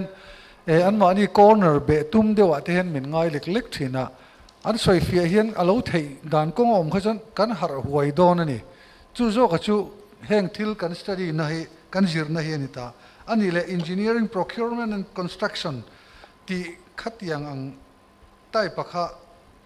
public private partnership han ti te khachu kan thiam mai nga tuna ani kan kal phung nen hian an khai khin chote le EPC po kha contract lian dewa lo chuan ti chi lawa state sarkar state summa tang hi chuanin ti hi har riawin ka ringa entinan saski te kha project lian ang taka khor za ang vel te mo a kan ti top theidon ni chuanin contractor tha khan a engineering a design a ti vekanga procurement engkim kha ani a construct ngal bokanga ti khani tani man ruate nei vekanga ma se tuna hian NHIDCL na ho hi EPC mo tani highway te pon mangta MOE wan sign vekanga kha chu contract pa ngai ang deuh tho chu entinan leivungan pai po soil bank te a omanga tu ta so in payang kha an design te kang kha in nam liam mai turani lo ti thlengin ma se an nam liam mai si khan ke ma ni monitoring a kan chi ani mo a monitoring kha chu a khan pan om he chu engineering procurement and construction ne ta kami tu khanin a contractor khanin engineering po kha tiveka estimate design kha an approve anga mo helaya a department an approve anga ole he design ne thoka thok theyan tia a monitor tu kha a khanan omleng chu ni a monitor tu te hian min monitor saklo nge kan topic a tel tho kan environment min ti chiat sak ta le akan sia lui koran nam liam ta zung kan lui ten an tuar ta te hi engwange yang NHIDCL chuan a all chuan duang chu tro ya kha a monitoring kha leivung pai khom na tur big de tita soil bank kan tiang tai pakha an ma ani in rem na khana tel vel of miang DPR om vector ni om vec si anti silo khachuan environment impact studies te tur le a impact tu te poka DPR om vec chu monitor tur takla ya ka chaklo thina ni Mizoram kan chaklo ti na ni akan ngai thei tlang em chu tu mà nên en pui lon du tu nan pai chu nia la aril ru na thak ka ti thina sero DPR a kana in bil feka tin nia PMGS suai te po kan so ya nia 14 Finance Commission po khan aron ngai poi mo mai chu thing tang khuwa ne chena purwa tan so yang khan in mis sani som nga le kom na te po kha lut vek tur neta asan chu agriculture marketing kha akok ta tani so bang chuan heng agriculture reform kanan tiang ho chi te 15 Finance Commission and interim report a pe ka chuan state hian heng reform hi ati lo pe chuan and PMGS wai kong poisa po hi release to tur ni lo wani ti hial khan aron warning chau a tiang khan su all round development ania thing kang mi te ta na khopui mun khanga an thil an product te poka an phur sung sung the na tur ta na heng hi siam ania maro chu kan roma chon tiang hian a phur thei lo han phur po ni se konga ai so chevek don ani ma thil zok tur poka don for the page chu so ke vek lom ma yang chu mo khat yang ko pa chia kang kan in siam sak ne na langa kang te kha kan thleng phalo le tin nia helai chung chang an infrastructure chung chang kan soi a contractor le eng lo lai te ma se garil rualin chu hebi CAG khan sang ni le pakwa chang to khan public finance management system hi I insist ani so bang chuan engki makha khami thua kal tu ran tia state sang in an ron tia Mizoram state te kha station nung ber pola khan kanoma sang ni le som paruk te khan lut vek to tu rati kan nia min warning to ni kan lut le thela ba public finance management system a yan CAG ho eng lo ba kha ta khan poisa local song song kha alut vek ta chuan pek chhual na po kha lang vek ta han ama ping thei vek ta han en khana pe chuak lo kha chu central that mai ne kha kan du lo wani langkang kan du lo lai he poita chuan PFMA satagin central in sum shim hi state aron transfer adu ta public finance management kami software kami kami platform sumi atang chuan state in if mi siam velenga account sang anda le na turang kha ani ta kan if mi si ti chu tu na lo lak na nan man hi lo lak na kan man si hi ani le ta PFMA certain central train suma lo lu ta chuan if mi sa account head sang ta sualenia hei po hi enge thatak tak online kan if mi ste po hi en angai khop maya a software siam na sum kan man zo zai te po hi a u chuak viau te po na langa efficient box si lo ti lei thei box si lo mate tin uak a khalai kha langkang vekta hi kini te po sang ni le som pariat ver kan tho lai kamanga kan en kol na khan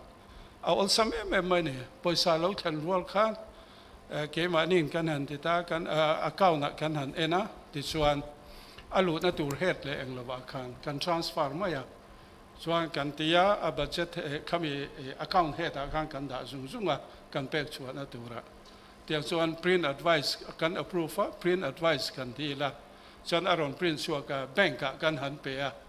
bank khan an lo receive an lo chua sil tiang chuan in kha zong ka kan ledger ani ma ya kan eng lo ka audit po ni se kha zong ka ne ma yan en tu chu tiang chuan kan nau te kan ve pek chuan kan mang tha nge chalo ti le an la kol nge a hun an release le ven ti ka kan ba ping vek te ya a central thread mai ne la ti lo ka chung ngot ngen ti lo kan ti ta chu central po na min monitor du da na ka ni chu mi if mi so ma tin works bi kan har sat si na sa ni chu wa mi sa hian kan lut lo ba ni he hi state tam takin an ti to wa work account management information system an ti ya hei contract holder le hetiang na reng infrastructure kan so ya chuan mason kan do chuan he platform han kan lo chuan engtit ma kan in check chuang la bang he platform hian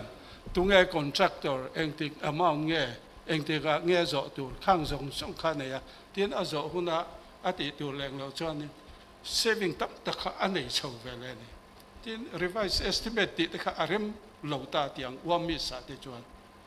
chu wang chuan kan ram kan siam thadon ani tak tak chuan infrastructure kan lu tura hian he wami sa hi kan ti nga ya he kan state bul na ya tripura te ponan manga tin amang ho hian an lok puyan state in sumtam taka save baka I a profit ani so kan zir chiana hemi lu pui tum ngam sarkar hi kan le ke chu ka be sei chumi wami sa kan lu tang works and kolnan hian tingam kan phot chuan vote la ka ngai kha central tanga an ron ti ani ta kan state sarkar ngei poina order kan siam kum sang ni le som parukhan nuai contract na reng nuai zachin chunglam chu tendering vector ani ti order omani kum sang ni som parukha tendering vector ti ania kha sut le na a kala khelawa han sut le chi po di chuang lova engwanga sut le ngai tun khen hian tender lova restricted tender thadu tuk kan mang sual vak le tamai jok si hi hei te hi he lam tu nai ron soi kha rualin ke ma ni order siam ngei po kan han nghe ni implement chuang si lo la ya kha har sa nge kan tian ni chu infrastructure fund mu mal ta ga le kan ram ma so na tu na antenna central kalphung hi kan zir chian te po nga ya pfms te po 100% ran ania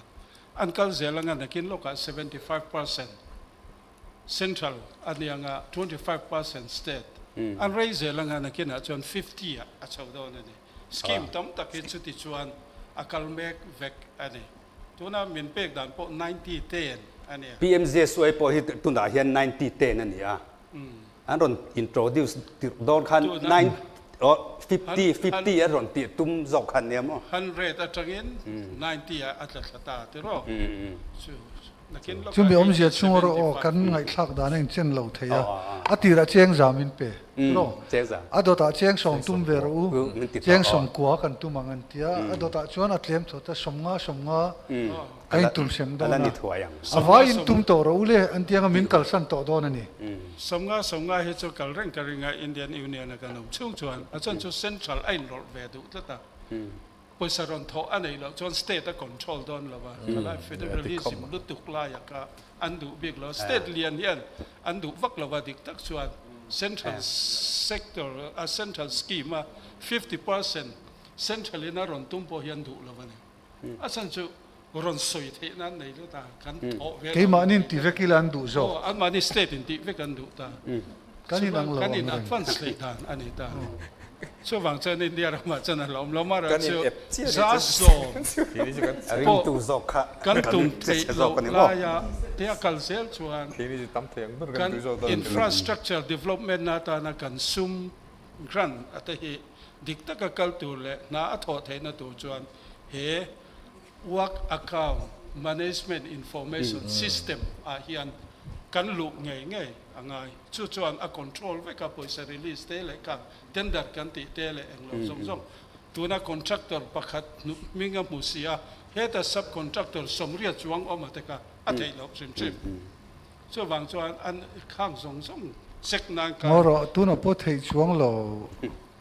in da ni na phal chuang lo tro PMGS wai kha central PWD manual te khatiang ang chong khana phal chuang vak lawa ati dani kan thiam ve ya kan thok hi thang ring ria wa le lama chuan a thazong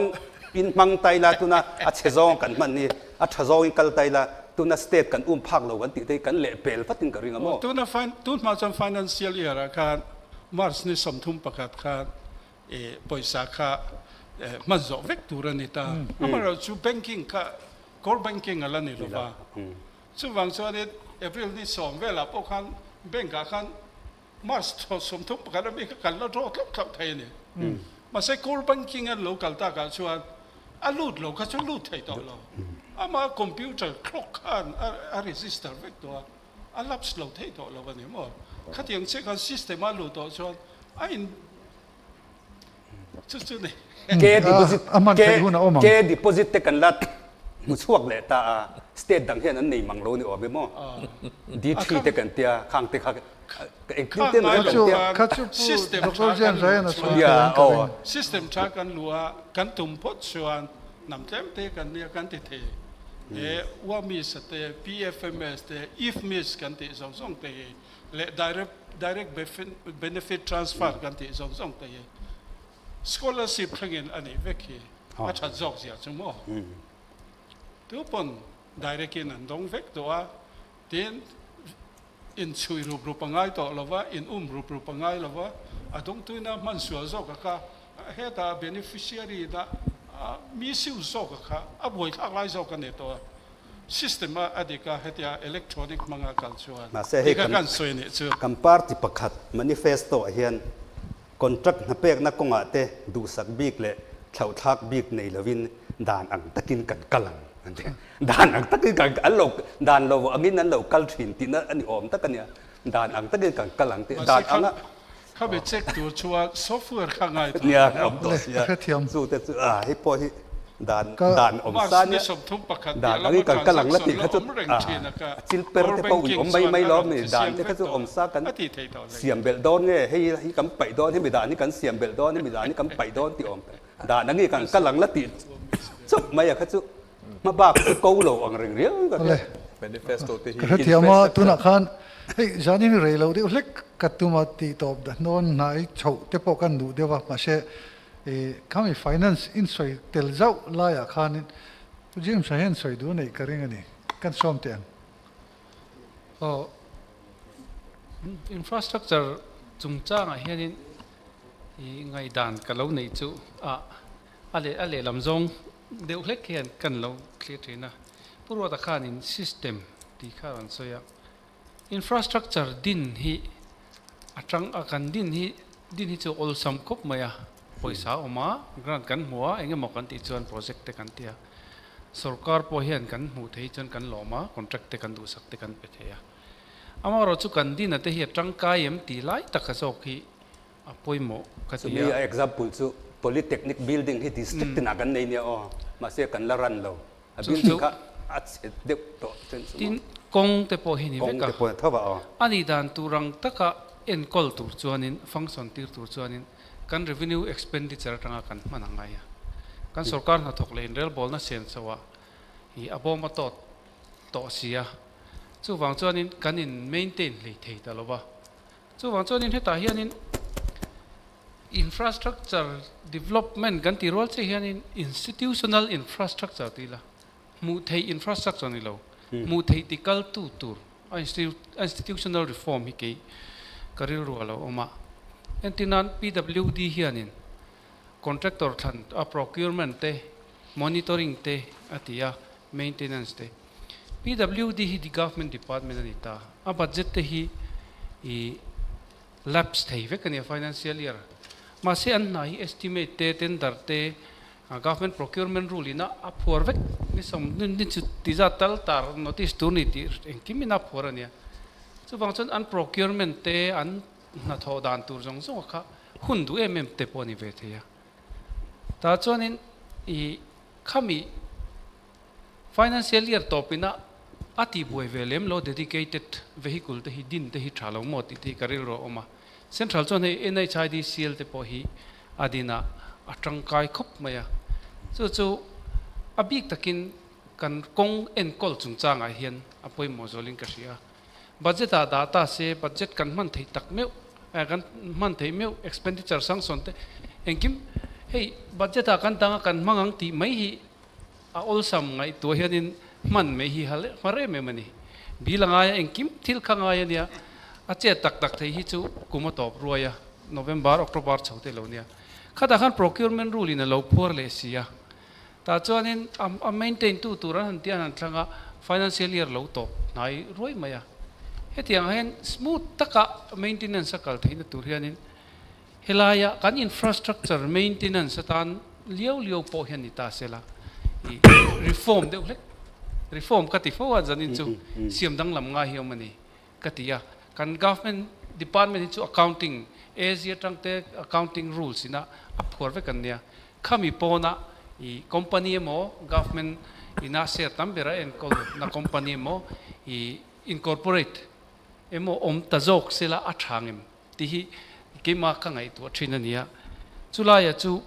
hemi te thau hi monitoring ate poti taila financial year to pa alem dewa ke deposit ti de kan han ti ko lang chi ti lova a spillover kal chhozel maya tia a flow hun kha a tha thing ka ringa tin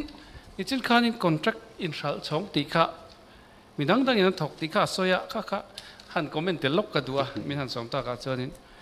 I contract shal chung chang hi mi ming ho ti teng mi ming ho le shal hi kan state revenue hi kan loss na sa khop maya contractor chuan in GST a pe tur ani ta chu GST kha danin GST danin a pu tangin contract pe tu khan implementing department khan I eng percent mo 2% mo kha alo deduct sakanga chu TDS kan tita alo cut ngal makani nakina abak la pe ngai hi chu pe don ni an tita ta chuanin kha mi ming ho na thokna na chon a thok zowa a pek le tura sarkarin sangsona siam khanin GST kha a pesa vek to a sarkar taxation khan finance chunglet le mai tur khanita ma se a honda ya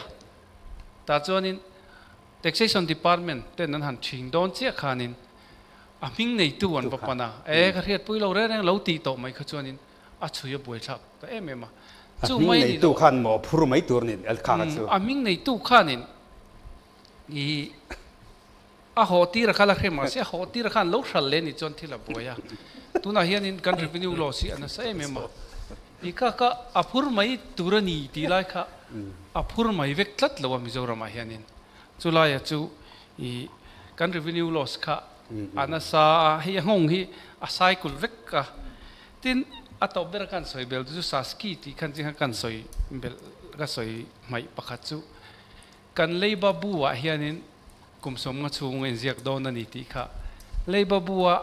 kan liability balance liability lama aum hi chuanin kan puk theizat tur finance fiscal rules finance commission na min impose ang chi zong a khanin min nok che ve tu ani reng don ani ti kha I kan soitel aniก็แล้วเบลเวลที่สเกม เบลรอ ตอบนะตัวเต้นตเมละก็หันสวยเวดูจุนิจีน่าเหตุ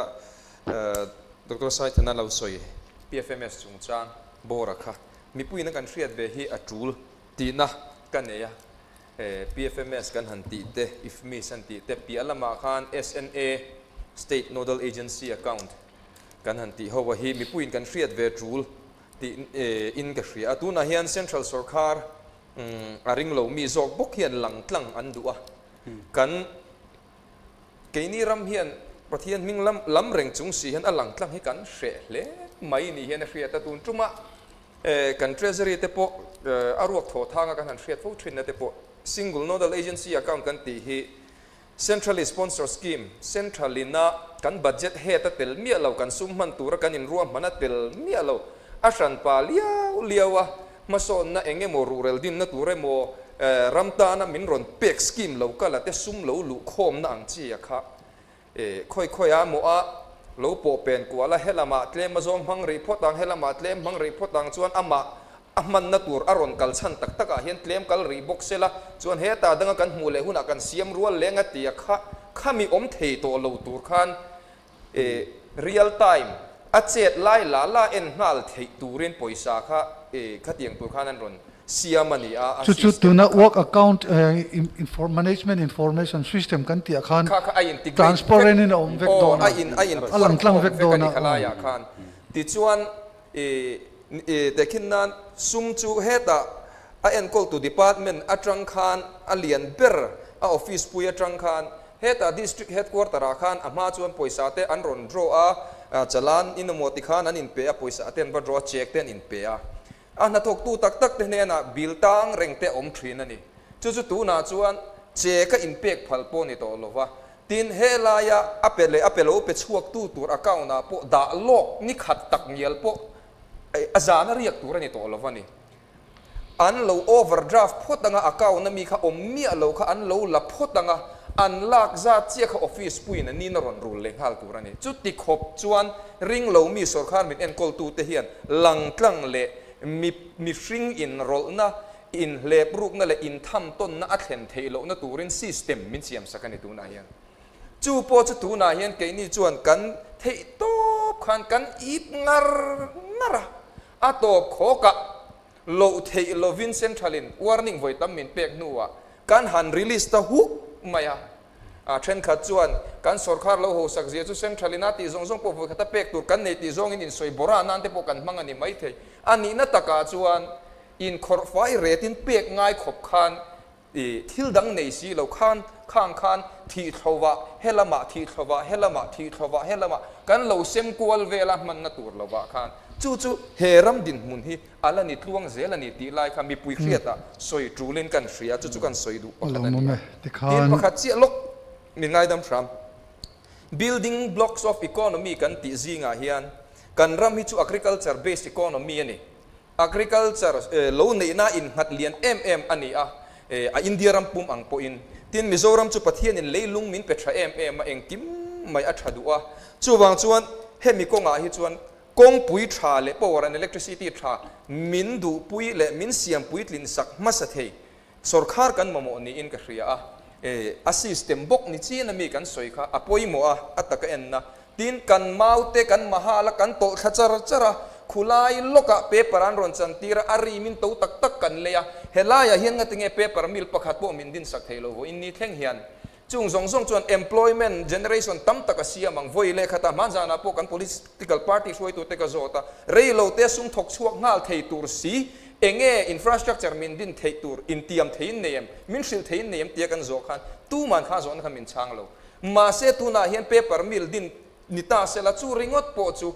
a function tu ka tranga poisa thok chuak thei ti thei chi khopani reidu ngai lo chi te tam tak kan nei mau te phei chu pathian khongai na zara tro le zel le ron om le zel ani chung te chu min ngai tu pui phak sarkar hi kan mo tak em ka ti le ram ani lomne ei janina hian ya kan soem kan ngai thlak ang khan infrastructure lamte kan soi tur la tama tin ain zom le de put thina han soi hian ni china po khan agriculture marketing te po kaile zoi te po khan ngai thina infrastructure kan soi khan ti chuan mi puitena kan sin chia kan du chu tana kan I deu tak kan soi na tang chuan health care scheme kan soi hian insurance type te hian kalve a thakop mai chu akong dap tu political party te omsela act engemaw notification department pakhatina atia order chuati danglam mai ni lo dan nget assembly in a pass na nuaya hian healthcare hi kalpui thei ila ti kha insurance type ani chu zanina hian ka soi sual ka lawa India rama state sang tena healthcare an kalpui dan te ka in buat saya kan mt rang cheu ka te kalau ken thei hil dai maya atam hle mai chi sang hello tam khop mai India rama tin chuti rol chuan private outsource kan ti po in notified rate kan neya chumi mil tura sarkarin roman na asiam chuan private hospital thatak taka po kan damlo na ina zirin kan om thei don ti kha achiang le ina langa kan soi ho na khan tin mason na kan tho kan tia atop lama tang khan soi non taila tuna pu stlal biak sang khan paper mill te po an soita keinin asing anwai tel tak bambuling road kan tia environment ti chia in motor kong kan laya mau phur chu na tur kong kha bambuling road lai ve reng lovin tlong lama tanga phur thateu zela paper an siama link road kha an mamo ve vak lo ang keinin kan ti vak lai hian enge kan thlen pui o ka khelawani chu tiang te chu keini chu mana education department a computer education kan tan don khan a computer le hi in man mo le ber om sia o katia ka soyang nge ina le kha kan man mo le ta ber boka khatiang kha anita ni ole dot le software man kan tia if miss te kan chuan lama ti potra wo miss ngani work account nanti kha kan na thona poisa sen so chevel zong ta khan cashier ina mo bill assistant ina mo alo thuna nga langtlang thlato pa department zong poisa kha eng scholarship emo vaireng te mo lungle tangin emo po khan an access theivek an mo alo mu theivek don zela chu tianga lang tlang sarkar kan ni ang tingam kan du ani chu policy examine na ero chuan aveik achiang lo mai hei an han zia kan han siar hian kan tia kan han en khan heng te chu kan han soi fel sak na konga chuan adik na chena om azia vexen lo lom pon tianga zia vexen lo kha zo turin helaya emo public meeting a emo an local point lo zot ula kan dua in zo awang khan miswalin ni lo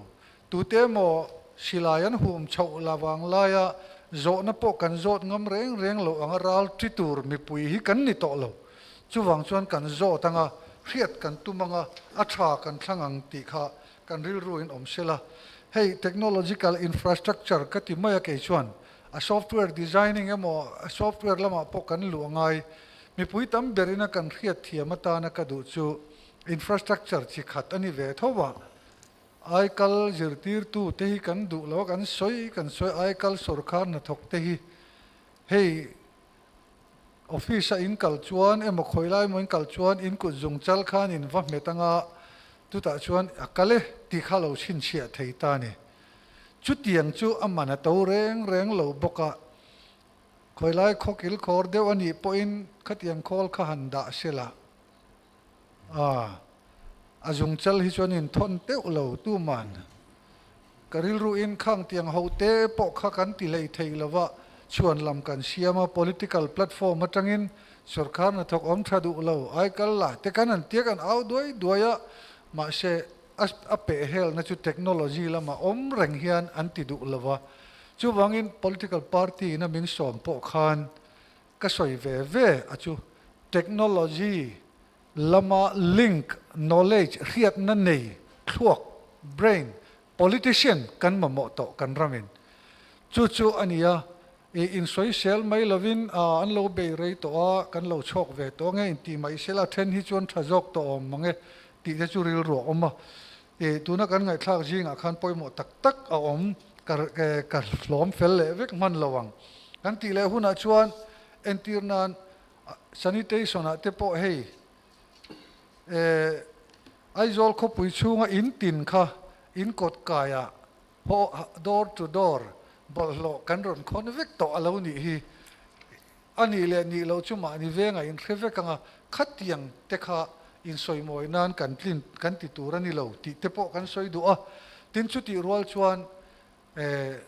rule of law te kan an soya moi thin tuna hei kan drama tunaya khan scholarship MJA le kan revenue minister pon han tia adan lamani revenue department hian Mizoram sarkar hian sarkar ram hum hal dan fel tak hian ni chuta chuan district committee oma state committee oma cabinet ina pass le turte po ania adana chu ka sei chuak lawange khatiang angani lai khan kan pedon pek kan tum pakhatina lo ti mai hi chu adan ngai nat lo thak mo ti te karil ro oma chu tiang zong chu in ril ro chu tel ula khatiang khan an ma ni hi tu tenge an ni kan ziranga an manifesto kan zir bokanga kan du kan thlangang kan zalen na ni chu ka khar na ni te se